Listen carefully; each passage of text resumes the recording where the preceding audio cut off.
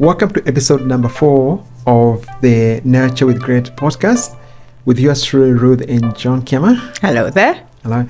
So let's say you're a friend or a family member of someone with an autistic child. How do you support them in a practical way that is going to bring the best out of the situation and make sure that you're able to be there for a person? So this episode is about grandparents, family, friends, brothers, sisters. If you've got a cousins, any family member, if you've got if you have someone you care about that an autistic child or autistic children, this episode is about how to support them. We're going to break down the episode in 2 parts. The first part is what not to do and what to do. I feel like my experience and your experience in terms of the kind of support we've had from people is very, very different. For you women, you talk, you listen to each other. Do you want to just talk a little bit about the experience in terms of like, once you started getting support from other people, what was your initial experience like? I think mostly in our circle. So the people who had knowledge and a bit of that, they were definitely very helpful. Some people I just found they did not know what to say or what to do, but at the same time, I did not expect them to know much. So women naturally tend to listen. We tend to talk, we tend to vent, so it's more supportive in that regard. Yeah. Yes. Well, for me, it was the other way around. Guys, we don't tend to talk, we don't tend to vent. So our language is solutions. We fix problems. So when another guy tells you that this is what's going on, it's like, oh my, yeah, now you'll be right, man. Yeah, you're a great dad. And I would get all those things of like, you're a great dad. Oh, he's autistic. Oh, he's probably really smart and brilliant, like Elon Musk and Einstein and all that kind of stuff. And yeah, but my experience was a little bit different. I probably did not get that initial listening ear, empathetic listening. So I guess what we want to do is explore what not to do and what's not useful, I guess. And then we can probably tell you what are some of the practical ways you can be able to support someone. The first part, I think, is the one that I've just talked about, which is offering unsolicited advice on fixing a child. Do you want to just talk about that a little bit? Yeah, and I think generally, there is a place and a time for fixing. And I think sometimes it's a natural thing. We know this is not done in malice. We know it's done with a lot of love, because you kind of just feel like if someone is sharing a problem, we just think, and that's what we feel. It's like, oh, what can I do? I need to fix. I need to find a solution. I need to encourage this person. So it's okay. You'll be right. We'll pray about it. Let's do this. Others have been there, you'll be fine. Generally, we know it comes from a good place, but actually it's not helpful, especially when a parent has just received the diagnosis. We know it's meant to be, but generally at that point, that is not what a parent of an autistic child needs at that moment. What people forget is the amount of overwhelm and the journey you've gone to get to this point, because getting a diagnosis is not a single instance. You've probably seen the signs, you've probably gone through the denial cycle of maybe not, and then you finally find yourself here, and a lot of times you probably tried a lot of things, by the way, because we tried a lot of things. So you're already feeling very, very overwhelmed. When someone comes and says to say, have you thought about this? Have you tried this? And there's a lot of all sorts of things that people suggest.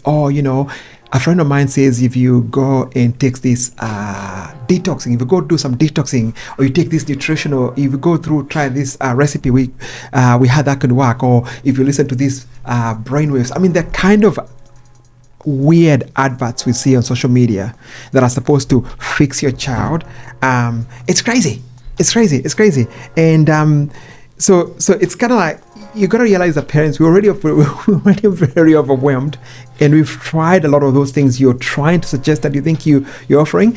And I don't know whether this is our culture or not. I don't know why people feel that they need to say something.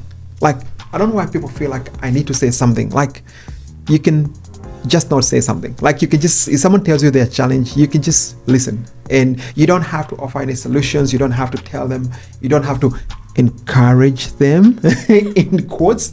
You don't have to do something. I feel like the most important thing is to be able to say, before you say something to someone, is like, you listen to them. Maybe just say, are you open to something? Are you open to an idea? Are you open to a thought? Are you open to this, like that? Before, you say, let me pray for you, let me do this for you. And I'm not saying there's nothing wrong to pray for you or do some stuff like that. Like, listen, validate before you start offering all the suggestions.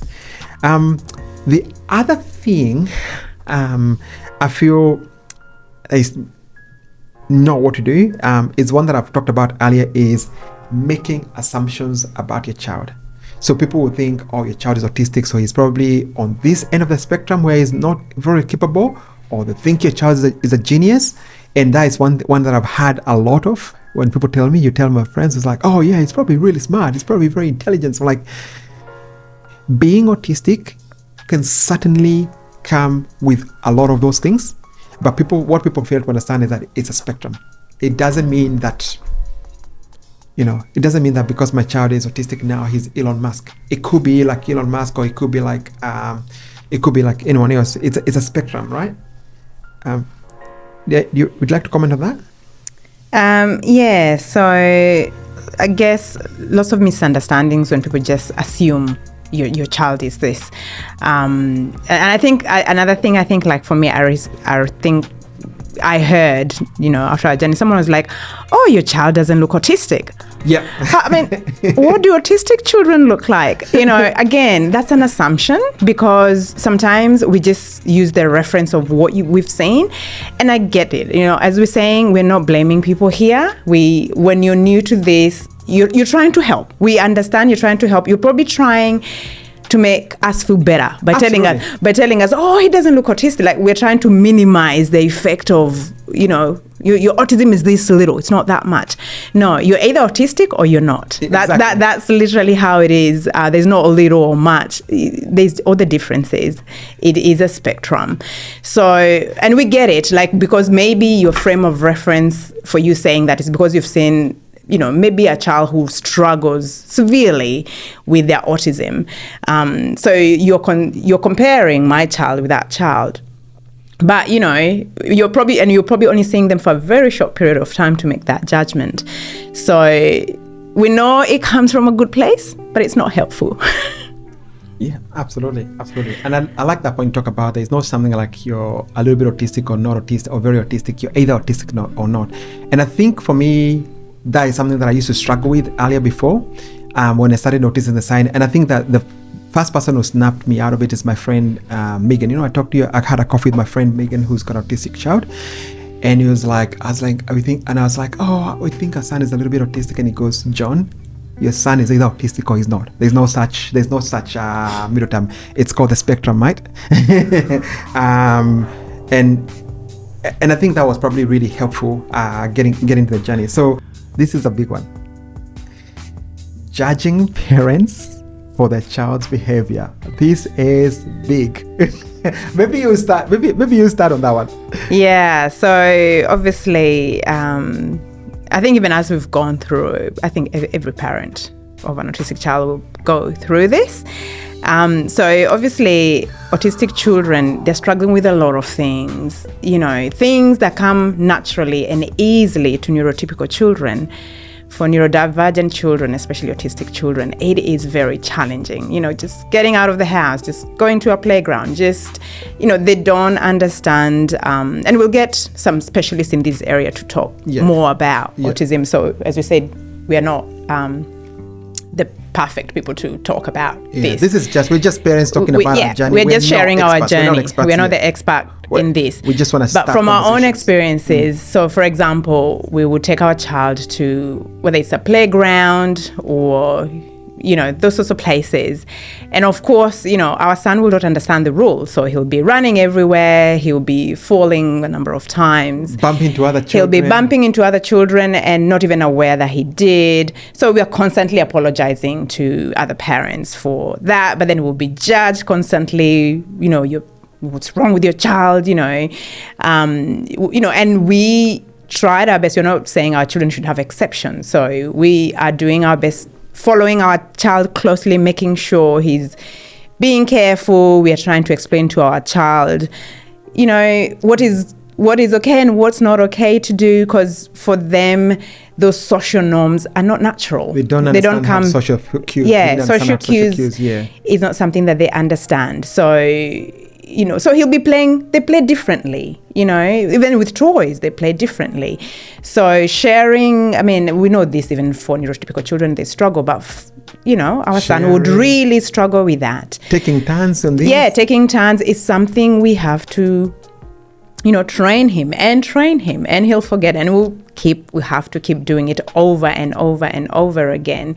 But a lot of the time as a parent, it will be heartbreaking sometimes, just taking our son to some of those playgrounds. Sometimes you'll be like, oh, I'm not going back there. It's too much. Because, you know, other parents will remove their children away from your child because, he's not playing according to the rules. And we're trying. And I'm saying we're not expecting to have exceptions. We are working really hard to make sure that we train our child. This is not okay. This is what you do. But you are judged harshly by the society because your child is having a meltdown, He will not, even the simple things like, for example, you take him to a program, he will not sit still. He does not know how to do that. He does not. The idea of sit still and just be quiet like other children, no. The idea of this is how you play with a toy, okay. He'll look at a toy and you think, you're supposed to play with that toy, but no, I'm going to take that toy and throw it on the wall, or I'll take that toy and play with it completely the other way around. Look, it's a balance because part of you wants to help him nurture his own curiosity, but you also try and want to teach him like norms and how people do things. But yeah, it's not going to be a kid. And I feel for us, it got to a point in time whereby we just decided we didn't want to go to events or even family things because like you take him to a family event and then you take him to this place, very nice, elegant house with all these beautiful things, and before you realize, crash. He's broken a few things at my uncle's place, even though and don't get me wrong, my uncle loves Ian and he would do everything for him, but my uncle has had to adjust. Most of our close relatives have needed to adjust their houses. They've had to adjust their houses because obviously they want to welcome us and make sure that they support us. But they've had to sort of know that, all right, Ian's coming. Let's put some stuff behind so we can be able to enjoy some good time. And and sometimes you'll get like I think the hardest for us was with other kids. Other kids do not understand that he's autistic. So because he doesn't understand social cues, he doesn't understand like how to play games with them, then it becomes really hard for him to sort of connect with them, and then or maybe he'll do something that will hurt them or something like that. It was always like, thankfully now it's getting better, but every time we would go to any event, we would be so hyper vigilant. Like we would do like the divide and conquer. Like we'd go to an event, the two of us, and we'd be like, all right, we'll take turns. I spend the first 30 minutes watching your son, and then I'll take a turn and you go and socialize. And it's kind of like, it gets to a point in time where you're like, why bother? Let's just stay at home. Yeah, and especially those days when he did not have any words, because at the same time, he's not able to express his needs. So, for example, we were trying hard as parents to sort of work out, what does he want now? Where is he going? Because he will not tell you he's going here. He just goes. So a lot of the time, we literally, as autistic parents, you don't rest if you go to an event. You are watching, you're next to him, you're trying to think, what is he going to do next? What's the safety aspect here? And like we said, sometimes he'll throw things around, not because he's annoyed. It's just, sometimes it could be because he's frustrated, but then there are times he actually just used to do it because he thinks it's fun. And we're busy trying to explain, that's not okay, you don't do this. Pushing kids sometimes. Sometimes he'd push kids, not because he would just think it's what you do. There are times he'll be looking at little kids and he would sort of just be following them around, like in the playgrounds, and we're having to teach him, no, that's not okay, you don't follow other children that you don't know. So parents will be looking at you going, what's wrong with you guys? But it's like, no, we are working really hard, and there are those times we're just like, nah, forget it, let's just not go, let's just stay at home. But at the same time, we're like, no, we've got to expose our child to the playgrounds. Our child still needs to attend. He deserves to occupy space in this world. He deserves to be with other children. He deserves to be in all those other places, whether it's church. He deserves to attend. So it took it has taken a lot of work, and it still does. It's an ongoing process. It's a lot more better now, but yes. But for a very long time, those initial years, man, we were high on adrenaline. Yeah. We were high on adrenaline. Even the things like simple things like you'd find kids playing with build a nice little sandcastle. Oh yes. Just build a game, and he would just go. Yeah, he would love to just demolish that whole thing. All of a sudden, it's like building blocks. He will just go and demolish. And this is why we talk about autistics are very different. Autistic children are very different because they are autistic children who love playing with blocks and organizing things, and they have them in all the same colors and aligning them.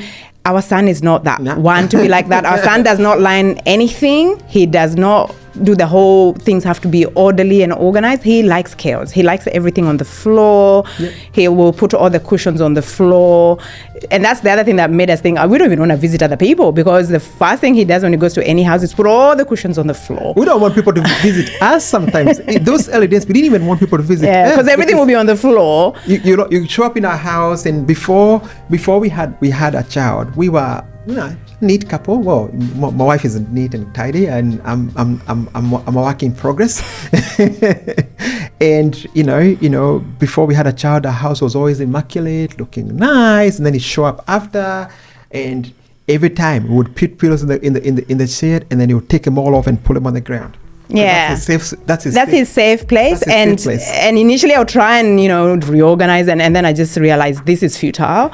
He's just getting frustrated. He's not enjoying. And have a meltdown. And also it's like, we need to create, this is his safe place. It's a safe place. Because everywhere else we're going is not safe for him, because nobody understands him. So we're like, this is his home. Yeah. So literally we had to learn, especially myself. That was a big struggle for me. But I had to learn, okay, I have to get used to just having cushions on the floor, all his toys on the floor, because that's what made his life enjoyable. Yeah. So again, judgment for autistic parents. Yeah, that's a big one. Sorry. It's a big one. I think we went too hard on that one, but I guess the struggle is real. And if you're a parent out there with an autistic child, I'm sure you know what we're talking about. I'm sure you know what you're talking about, and it could be a big struggle. The other one I feel like is not worth doing is over expressing pity. Like, oh, poor kid. No, we don't need pity. We don't need sympathy. He's not sick. He's not sick. You don't have to say sorry to us. You don't have to say sorry, whatever. For me, the biggest realization is knowing that, yes, my son might not have a conventional path to what I thought that life was supposed to be in, but I always have to remind myself constantly that this is not an extension. He's not an extension of me. And he's a completely different human being, having his own experience, seeing the world in his own special way. And more often what we do for us is we're trying to project what we have on them or poor thing. And I'm sure when someone says they're sorry, they're not trying to be mean. They're genuinely sorry because they see what we're going through. They see what they're going through, and they're like, this is overwhelming. Maybe you're a parent with neurotypical kids, and you're thinking, having my kids is tough as it is, and then you got the kid, and then you got to deal with all the other things you have to deal with. So I get where you're coming from when you say you're trying to be expressing pitiful. So I'm not trying to, but when we go through and tell you what not to do, we're not trying to be, for lack of a better word, what is it, judgmental, or patronizing or anything like that. We're just keeping it real.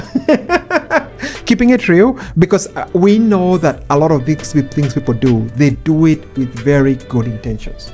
So we know you've got good intentions. It's just the way it lands on the other side might not be received the same way. That way from a parent with an autistic child. But we understand the intention for a lot of people. We understand for a lot of people their hearts are in the right place. Focusing on the strengths of the child would be more helpful in that instance. Yeah.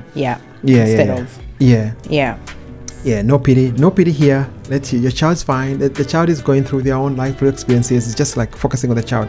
I think we've already alluded to that one, which was offering quick cures or solutions. We're gonna pray for this child so that he can get better and stuff like that, and it's gonna be instantly cured. We've had people tell us, "Oh my God, you need to take your child for prayer by this pastor, by this healing pastor ministry." Yeah. And they mean well, and we've gently tried to go, it's okay, our child is not sick.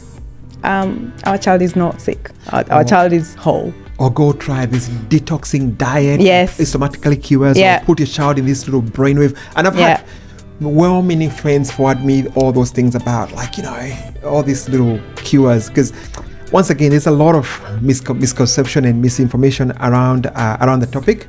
So let me just comment on the point about prayer a bit. Prayer works. We pray for our child every single day. We speak words of life on him. We believe that God's plan for him will prevail. What I like to tell people, and maybe that's something you need to understand, is just because he's autistic or just because he doesn't have a conventional life path does not mean that whatever God had planned for him is going to, the plan and the purpose that God had for him are going to be different. Like if God had ordained him to do certain things in this world, he will still do them. It might not be in the way that I expect him to do or what you and I expect him to do, but whatever plan that God had for my son will come to pass. So for me, it's always about aligning ourselves in terms of what God has in store for him, as opposed to me imposing a certain agenda. So we do this affirmation with him every night, where we tell him, we speak about, is it some on that one?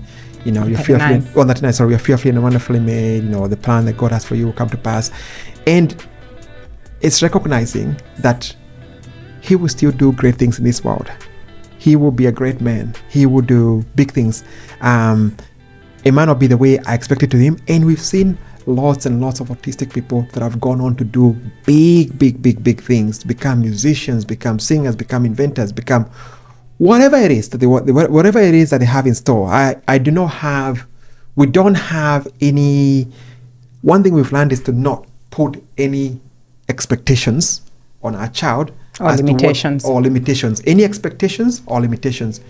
We're sort of navigating and seeing how he's unfolding and what God has in store for him, and then we feel like our job is to nurture with grace, nurture him with grace, and become what it is. So, did you have another point to that, or should we talk about? And I was just going to add to that point of prayer, because, as you said, as Christians, it is a big part of our lives. It's a big part. We understand, while on our journey, on our early sort of time before we got the diagnosis, as we said, we've always prayed in our lives. It's not a new thing. So there's that time that we were praying and fasting, and I remember at that particular time we had seen the signs, and in particular myself, I remember praying, God, can you help him with this developmental delay? Because for me, in my brain, I was like, this is a developmental delay. Yep. So I was praying, God, can you fix this? Yep. Fix this developmental delay, so it'll be gone and he'll be fine. And then when we got, and I think we got the diagnosis soon after, and initially I was like, I feel like, God, you did not answer my prayer. Yeah. And I remember I had two big prayer items. There was that, and there was something else in our family that was a big thing that was happening. And so I was in desperate situation of, God, you need to fix this, God, and I said, I felt like God answered one prayer, the one that we were praying, but I kind of felt God did not answer this. But then we continued on the journey, we did not give up on that. But to be real, I felt disappointed at that particular point. Absolutely. But I went on a journey, and as I continued on my journey, there's what I was feeling, and there's a difference between what was in my spirit and what I was feeling. I knew God still had a good plan, and God's purposes would still be fulfilled in our son's life, which is what is unveiling now. It is. And I'm glad, even getting that diagnosis is part of the journey, because by getting the diagnosis, we are able to walk through the steps and get to have these support services that we have availed to us, and and again, grow in this journey. Yeah. And we can see God using him and us in this journey. The amount of transformation that has happened through, like I said, when we got married, there was nothing in our life plan that had start a podcast on autism or become autism advocates. In fact, as a matter of fact, when it comes to our private life, we're very, very private. I'm on social media, talk a lot about business stuff on my other channel and stuff, but personally, we don't talk, this is something that we've had to evolve. All right, I think now that we've talked about what not to do, I think it's probably important to just tell people what to do, yeah? I wanted to kick off the first point is emotional support and listening without judgment. And I think we've already talked about this. A lot of times we feel like we need to say something, and especially for us blokes, and I know that's how we do it. For us, that's how we show love. We wanna fix something, but I feel like especially for us guys, it's important to learn not to have to say something or fix something, just learning to listen to that. For you ladies, it's something you really, really do really well, but maybe take it away in terms of... And I think a lesson that, even us, we've learned through this process as well. Sometimes when presented with something, when someone is sharing something about their life, I think it's good to ask the question, do you want me just to listen? Or do you want a solution in this? That will actually help you before you start saying, have you tried this? Have you tried this? Have you tried this? It's a very good tip, even for parenting. Obviously, when they're little, they need a lot of guidance. But, in their teen years and all that, it's really good to know what are they needing. So in our particular case, like for me, as we said, like it was really, really challenging after the diagnosis, and everybody finds themselves. That's what everybody tends to share. The people that I listen to even online. And initially, that's why it's really tough to share your story, because you're thinking, I'm going to be judged. Will anybody understand what I'm going through? And, we've tried this, we are here. So for me, what I found was one of the best thing and helped me start my healing journey. I just want to acknowledge my wonderful friend, Sheena. She is amazing. We've been friends for over 20 years. She's the first person, I believe, I told her about the diagnosis. We did tell Jen and Ken as well, because they're very good, close friends. And they have gone through that journey too. And I remember she just said, let's catch up. And, I don't even think I think even with my family, I just sent them a text and kind of told them I'm not ready to talk about it. The best thing that my friend Sheena did, we sat in a hotel, I shared. She listened. She did not say anything. Sheena is our wonderful worship leader in church. Kudos to you, Sheena. Very spiritual girl. She did not start telling me, let's pray, I'm going to, She knew Ruth needed someone to listen and just validate. She would just ask me, how are you going? How are you feeling? She just let me be. I shared. I cried. She just let me have that moment. And for me, that was the best thing ever for me, because after that moment, it helped me sort of unlock and go, okay, right. And she has lots of experience in this space. Yes. So as in working and all that. Yeah.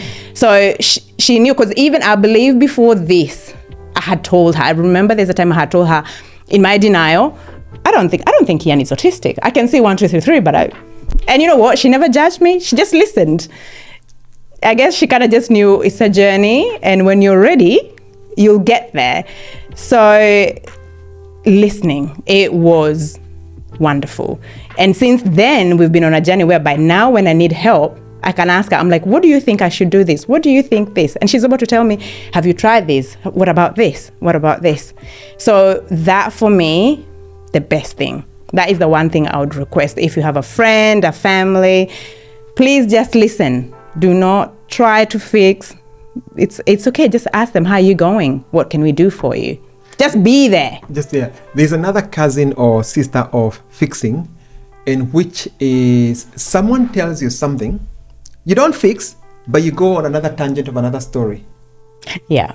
Okay, so I tell you about the story of you know, how I'm going through, and you may not even fix and say, have you tried that? Have you tried that? So I was like, start telling me about, oh, this particular person went through this particular person went through this, or maybe you even tell them about another story of yours, and we do that a lot. Yeah, we do. We do that a lot, whereby you feel like you need to sort of chime in with something else. Yeah. You might, like I said, we have this compulsive need to say something. And maybe we need to start develop that compassion to not say something. Yeah. You don't have to offer a solution. You don't have to tell them a story of another parent who went and conquered and did some stuff. You don't have to tell them about your own personal story about how you conquered how you went and conquered. Because people will even give you an unrated stories. Oh, it must be really hard. Let me tell you about something I went through and God came through, and like I wonderful. Not this time. The time wonderful, is not now. Not time. Wonderful. Time and place. Yeah. Time and place. Yeah. Like space is what is needed. Yeah. When someone is sharing such a vulnerable moment, Yeah. you need to give them space. Time and space. Space. To be and heal. Yeah. To be and heal, and that's really important. And I think for us guys, fellas, that's something we need to learn. Especially. I feel like when it comes to some of these things, because women, you're naturally good at listening and talking, you're able to get a lot more support from your close friends. But us fellas, because we're not necessarily very good at talking and listening and stuff like that, we don't get a lot of support, and a lot of men will struggle with that. Because you're feeling the weight of being a leader of a family or whatever it is, and then on top of that, you're not getting enough emotional talk. So I think for us guys, we need to find a way to become vulnerable, whether talking to our friends. I'm really grateful that I've got my close friends like Shane and Craig, that I can talk to when I'm feeling a little bit overwhelmed in terms of that. And yes, just like you've got Sheena, I've got my boys. They've been very, very supportive. They've been really, really supportive. They listen to me. They give me advice when I need some advice, and it's good to sort of be able to have those strong male friendships. Cool. The next point is offering practical help. So things like, and our mom does that very well. Our mom is the king of this. Shout out to mom. She does practical things. She's helped us. She's cooked food. She looked after Ian when you're feeling very overwhelmed. Like, she does stuff that allows us to sort of have a bit of a breather. And obviously she does a lot of the emotional stuff, but it's also like, things like, okay, what can I do for you? Can I pick up your child at this time? If let's say someone has more than one kid and maybe they've got lots of stuff with the kids with autism, he's like, what can I do? Can I offer to look after that kid? Oh, shout out to a neighbor, Penny. She's always offered, said, like, if you guys did a few minutes, or someone to sort of sit with a kid, or come out, play with a dog, or stuff like that, more than happy to help. And that's really practical. That's some really, really practical help, because we know, she's got a couple of really nice dogs in the back. If we want to, and our son is starting to develop a liking for dogs, so we know that's always an option. And we're really, really grateful to our neighbor Penny for like all the of suggesting that. It's more like those little practical things that are within your control, that you can help, that you can ask. What are some of the things? I think your sisters have been really, really helpful. Oh yeah, they're very helpful. Yeah. They've always opened. They've always said we can go and visit them, and they're quite open and happy. Even when we miss their house, they're not bothered. And they'll sort of find out, what help do we need? Like practical. Do you need me to get you this from the shops? Do you?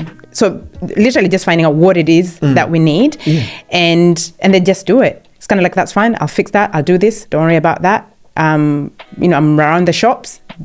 Is there something that you need? Because sometimes it's just those little things that actually just make a big difference. And there are those people who don't have families, so it could just be your friends, just checking on them. Check on them. What do they need? Do they need take the other child, maybe the other sibling, to the park, just so that the mom or father can rest, or offer a meal, anything practical will be very helpful. Even things like and that's been really, really grateful to our family. I'm so grateful to my uncle, my aunties, the kids, the grandparents. They've been really helpful in terms of like just making sure that the house is accommodating for our son. So, if he goes to my uncle's place, before my son started developing a liking going there, his house was very with all these little tiny things. And we noticed over time he's removed all the little loose things so that our son can be able to enjoy visiting grandpa. Same with our auntie, our aunties, being able to, they've done a lot of work in terms of just being able to look after, entertain our kid. And they've gone out of their way to have this bond with our kids so that our kid doesn't miss out. And for us, it's really, really helpful, because one thing we will forget, like I said, as parents of autistic kids, we're always very vigilant. There's so much emotional weight that we're carrying, and having other people who are connecting with your kid and seeing that kind of relationship flourish, it's so helpful. So we're so grateful to our, to uncles, aunties, cousins, your sisters, in your brother, your family. We're really grateful for we've been really grateful to our family and the kind of the way they've adapted. Yeah.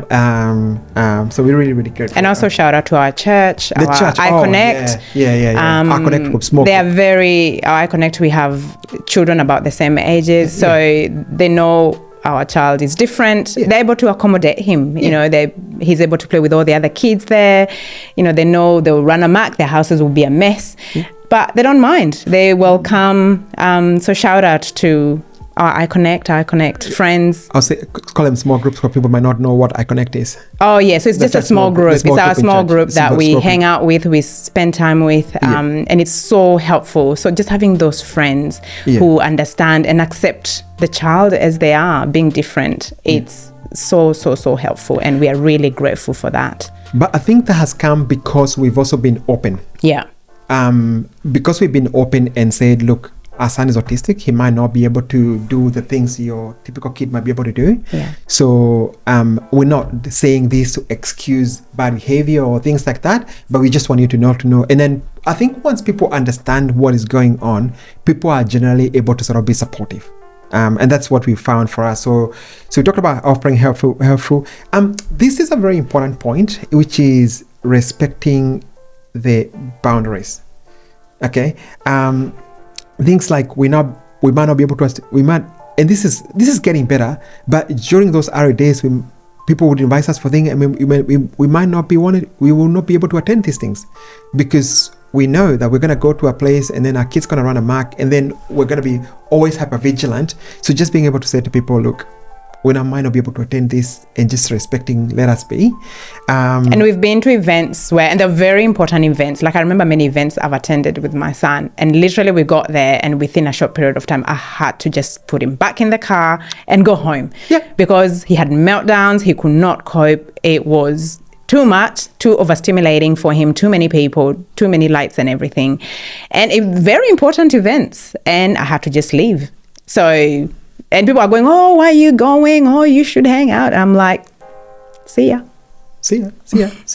And even just the fact that you might see us as parents of autistic kid being overprotective or being overvigilant is because we know what our kid is capable of.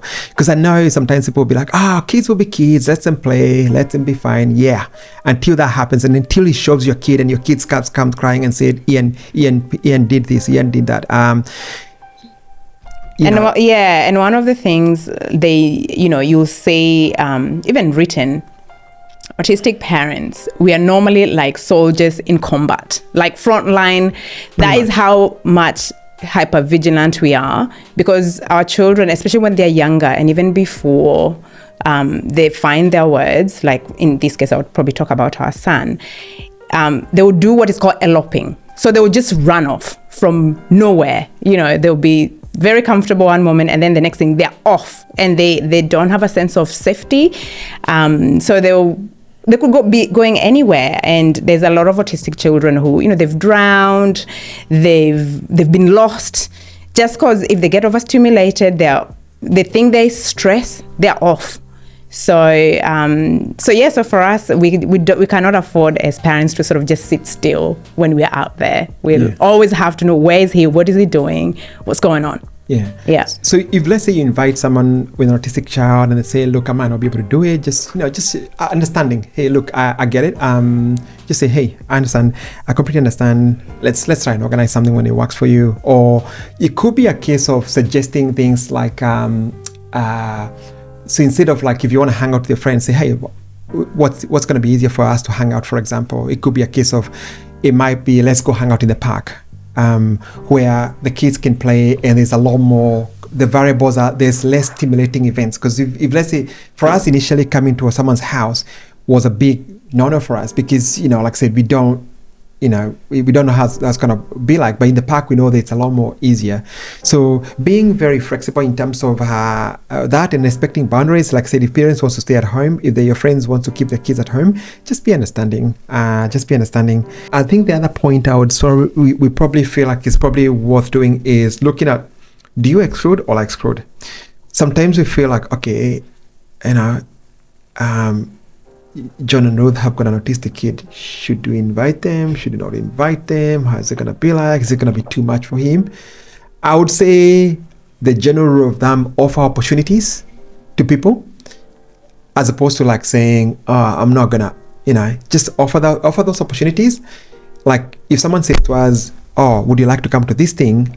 Yes, you might think it might be a bit difficult, but it might be hard, but just offer the opportunities and give us the opportunity to say no. Because at the end of the day, as much as it's difficult for us as parents with autistic kids to sort of come in socially and do these things, we are also we put ourselves through these situations because, one, we don't want to isolate our children. We don't want them to miss out on things. We miss out on life. We don't want them to miss out on those opportunities to see and model good behaviors. Like the way kids learn to speak is by seeing other kids speak, or like seeing other talk, or being in such situations. Yes, it's really, really tough for us, but it doesn't mean that we want to retreat and go into a little corner. So feel free to invite us to our birthdays. Feel free to invite us to an event. There are times when we may not be able to do it, but I would say just offer them the opportunity either way. Also, it's a case of like, if you're inviting someone who is an autistic kid, think of how you can make the whole thing more inclusive. For example, if you're going to have an event that has got a lot of the things that are very stimulating, could you maybe potentially tone it down? Could you potentially, and I know this is like, you cannot always change all the different variables, but I've seen my family do that, and our families do that very well.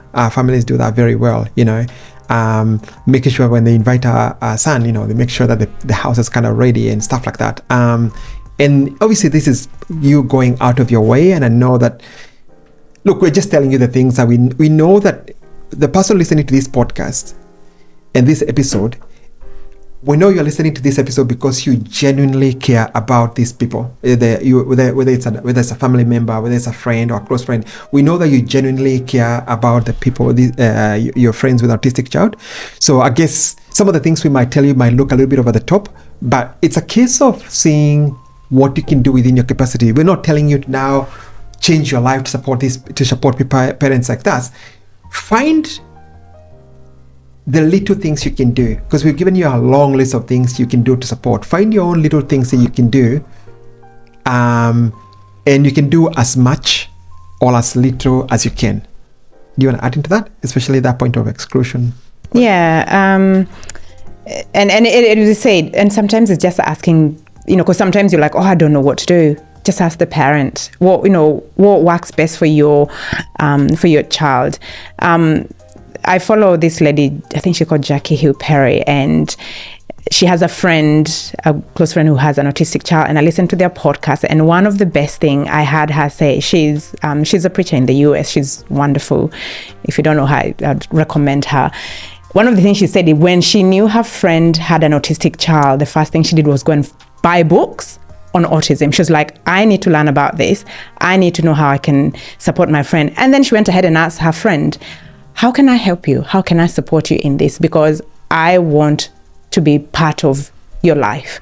So just ask, and they will tell you what it means. And we said it could be just going to the park. It could be, sorry, we can't come to this party. Sorry, we can't have a big party. And we've had to do that with our son. There are times we couldn't do big parties because we just knew it was not going to work. So just working with what's workable. I like that point you mentioned about you as a friend, family, or with a loved one, an autistic child, is you educating yourself. And we're really grateful once again to people close to us for them going through the process of educating themselves and understanding what it is. And like I said, it might not go towards the extent of reading a book or doing that. The fact that you're listening to this podcast is a fact that is showing that you're willing to educate yourself. And there's got to be more resources like this that you can educate yourself on what is autism, how does this whole thing work, what could potentially be my friend or loved one going through, and then now taking that and having those conversations with that particular person. And one thing for us we find is when someone comes to us with an open mind and is wanting to ask questions and wanting to learn, it's really a big breath of fresh air, because we feel like you're genuinely here. You want to support, you want to help us the journey. So just educating yourself. So as we start to wind down the episode, we wanted to give you, I guess, a few practical steps. So I think the most important thing is communication. And by communication, it means like, yes, it's important we really appreciate as parents with autistic kid when we get supported, but it's very, very important for us, as overwhelming it is, to find a way to, one, accept, obviously, and communicate that to people we care about. So we need to be able to give that, and also communicate that to people, about our child, and also to give people who are trying hard to support us the grace and the room to support us. Like opening up, like it's easy for us to just want to do our own thing and not let people who are trying to help us. And also we could be really, really, we're always triggered, and we might not be able to be patient as people learn how to support us. So I think it's very important for us to communicate, to give people that space to be able to support us. And most important thing is be patient as people who are friends and loved one learn how to support us. They will stuff up. They will say the wrong thing. They will say this. It's just us understanding that they're coming from a really good place. Their hearts and intentions are a good place. And it's also us learning how to correct the right way.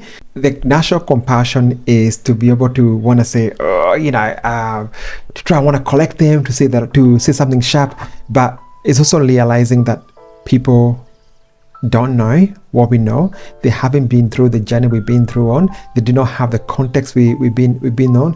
A lot of people might not be able to understand that. So just being able to understand where people are coming from, they mean really, really well. So it's a matter of when people say something that we don't agree with, it's about us being able to calmly collect them, says, yes, and I see where you're coming from, but let me just explain to you how this works. And so I think that's very, very important for us to be very, very calm, even though that's not how you feel like it. Just with communication as well, and even things that we find helpful. I mean, I just want to say a big thank you even to like our church, our kids pastor. Like she contacted me today, just wanting to find out, how can we better help our son for the kids program, so we make sure that he's getting the most out of it. And I just felt really valued by that. The fact that she's not just going, I'm the one who says how everything's going to go, but she's actually asking me. So thank you, Pastor Renee, for asking that. So just that communication, it is such a big factor in all areas. And even us being able to express ourselves and communicate, it's an area we are continually working on. How we come across, how we communicate, how we say things. Because again, as we said, when we're triggered, things can go downhill pretty quickly. So it's learning just that, patience and communicating exactly, and if someone has been looking after, for example, one of us has been looking, we understand sometimes it's hard. You've had a child who's had meltdowns a lot. At the end of the day, you're like, oh, I've had enough. So we get that, but sometimes just saying, okay, I need a break. Communication is key. Another piece I want to touch on now that you mentioned the church is it's a little practical thing. Like, for example, when we would send our kid to church for the kids program, obviously it's a little bit hard for them to sort of work out how to deal with him, even though they are really willing and wanting to help. And we put together like a little one-page document saying this is how it's like, this is how, if you see him doing this, probably suggest that. So it might be a case of you putting some sort of little manual, so being able to have like a little cheat sheet of saying, hey, your kid might present this way, this is what I recommend. So this is something you can maybe send your kid to when they go to school, if they're going to a program, so that if someone is trying to support your kid, then they're able to know what to do when you're not there to advocate for him or say what needs to be done. So it's really important that just a practical thing, maybe a couple of pages saying what are the things that your kid enjoy, what are some of the things that are going to trigger him when he presents these kind of behaviors, what are some of the strategies that can work. And that could, and I think what we found is the kids program in our church, I found that really useful as a tool for them to be able to know, okay, this is what we need to do when Ian is presenting in a certain way. And something I'd like to add from my work point of view, there is a tool called Sunflower 2. It talks about the likes, the dislikes, this helps, this doesn't help, and it is a nationwide tool. So that's another, and it's one page where anybody can use that to help other people understand your child. That's very, very important. Another thing is respecting parents' choices. So it's probably important to make sure you don't to try and respect the choices that parents make as a friend, right? So sometimes we might question, why did they go down this modality or this modality? For us, we've chosen to go down the conventional path, a speech pathologist, an occupational therapist, and there are different modalities along that whole discipline. And obviously for us, we want to try and go for modalities that are neurodiversity affirming, because what we don't want to do is go for this stuff that tries to remove the symptoms. And I'm not going to mention which one, or these short-termish things that are potentially cure kids. But if you take what we've researched and talked to a lot of professionals is, if you don't look at things that are neurodiversity affirming, your kid will end up masking at the time, being able to mask trying to mask the symptoms so that they don't appear. But then that will come down with repercussions further down the line when they're a little bit older. But it's also about being able to respect a parent's choices and what they choose to go for, to go for their kids. So I think that we found that really, really helpful. Yeah, and as you said, different parents will do different things. There are parents who will choose to keep their children home and do homeschooling. There are others who will choose to take their kids to childcare. Each to their own. Whatever works best for your child. As a parent, you know what's best for you. So we are all here trying to support our children to the best that we can. Absolutely. So the best you can do as a friend and a family member is to support them with what they're doing, as opposed to, oh, why aren't you doing this? Why aren't you doing that? Why aren't you doing that? Maybe a good part of eventually, if you want to change someone's mind, the best thing is to sort of like have that journey with them so you understand where they're coming from. Then maybe you might be able to sort of suggest other things. But when someone who's with a kid, with an autistic kid, they're struggling, you got to understand that you might not agree with the way the parents are doing things, but you got to understand these parents are trying their level best. So if you go and no parent wants to feel like they're being a bad parent or doing the wrong thing for their child. We are trying the hardest. So support them with what they're doing, as opposed to trying to impose your own agenda. It's very often it's very easy for families with autistic kids to be isolated, isn't it? Yeah. Because as we say, there's a lot of challenges. So sometimes it just feels like the easiest thing is just to lock yourself in the house, take your child to the closest park, and if people come, then you leave. Or if you go somewhere and your child has a meltdown, you leave just because it's already too much. So it's really easy to be isolated, not share with anyone, because again, you'll be judged. You go through all these things. So just some understanding. Again, just listening to them. As I said, continuously inviting them to events. Yes, they probably say no. Saying what would help. And not giving up on your friends and families. Absolutely. I think we've talked about the things like, how you're educating yourself about autism, what you can help, offering help with other siblings and stuff like that. And look, we really, really applaud you. I really, really, really applaud you for taking time to listen to this episode and learning how you can help families or friends who are with autistic children. We know you're trying to do the best you can. Like I said, the most important thing is educating yourself about this whole thing and working with a parent. And we're really, really, really grateful to our family for the work they put into sort of like putting together like that support system. And we do understand that some people don't have that. So the most important thing is to create that community for yourself. It could be maybe you don't have family around. It could be a case of like, if your kid goes to a special school, for example, it's about maybe starting to form those relationships with those families, for example. If your kids go to a normal daycare, starting to form those relationships. When you meet people in park, go out of your way to have those relationships. We are constantly looking for that community. It's really easy to be isolated, but I cannot encourage you enough to build a community around you. Whether it's friends, whether it's other similar families that are going through similar experiences. And we're really, really grateful that we've got both. We've got friends, we've got families who are going through a similar experience that are able to support us and stuff like that.